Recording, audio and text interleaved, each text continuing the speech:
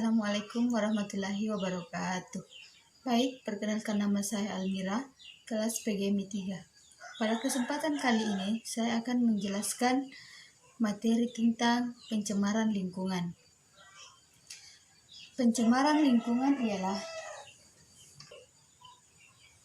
diciptakan untuk kepentingan manusia dalam mencukupi kebutuhan hidupnya. Semua yang telah diciptakan oleh Allah memiliki tujuan sebagaimana firman Allah dalam surah Al-Ahqaf yang artinya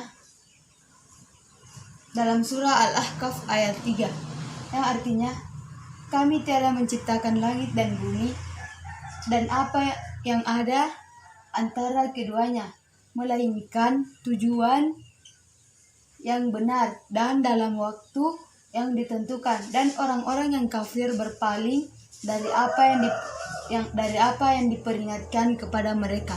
Terjemahan dari surah Al-Ahqaf ayat 3 menjelaskan bahwa Dia tidak menciptakan segala sesuatu dengan sia-sia. Semua kekayaan alam, baik yang ada di laut maupun yang ada di darat, di dalam kerak bumi maupun di udara, semua diciptakan untuk kepentingan manusia dalam melanjutkan kehidupannya. Bagian yang pertama yaitu macam-macam pencemaran lingkungan. Lingkungan merupakan segala sesuatu yang ada di sekitar makhluk hidup.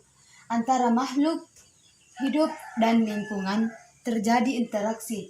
Lingkungan dapat mengalami perubahan, baik terjadi secara alami maupun karena kegiatan manusia. Perubahan lingkungan dapat memberikan dampak bagi kehidupan makhluk hidup. Makhluk hidup yang tidak mampu beradaptasi akibat perubahan lingkungan dapat mengalami kematian, seperti yang terjadi pada gambar di samping.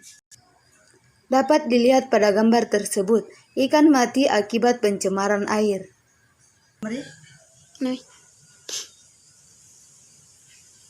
Pencemaran tanah.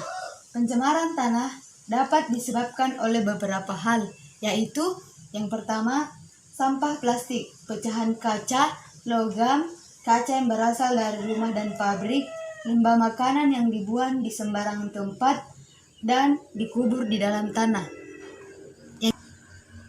Limbah deterjen yang dibuang ke tanah. Yang ketiga, limbah dari pertanian yang meresap ke tanah. Yang keempat, limbah pabrik yang dialirkan ke sungai-sungai.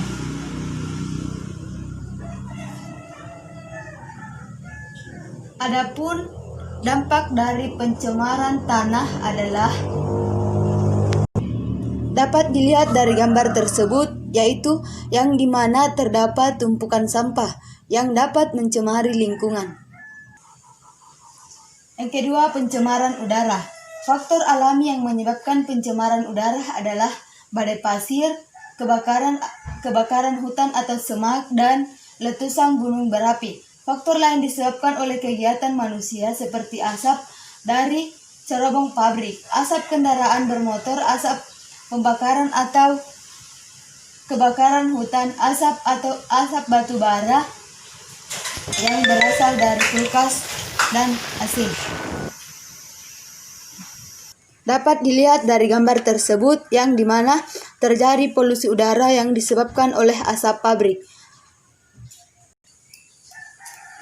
Yang ketiga, pencemaran air.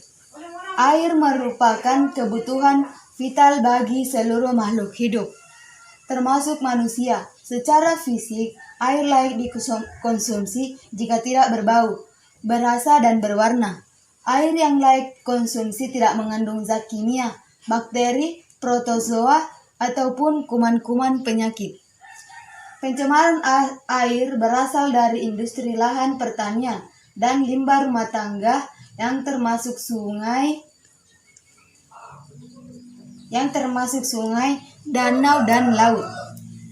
Berikut ini adalah penjelasan beberapa penyebab terjadinya pencemaran air. Yang pertama, karena limbah rumah tangga. Gambar yang pertama yaitu Gambar selokan yang tercemar. Yang kedua, limbah industri. Pada gambar tersebut terdapat pembuangan limbah industri pada aliran sungai yang menyebabkan terjadinya pencemaran lingkungan.